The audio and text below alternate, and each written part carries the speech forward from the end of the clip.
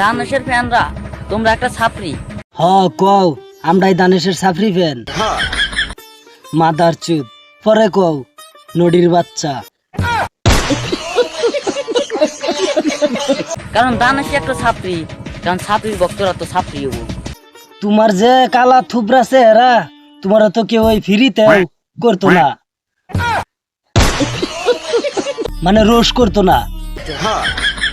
Mother চুদ। কারণ দানেশ একটা ছাপরি, কারণ ছাপরির ভক্তরা তো ছাপরি হবো। আর কি কইলি সাপরি?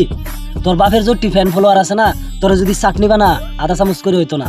শালা মাদার চুদ কালুয়া সুদা আগে ফেরা লাভলি লাগাইস।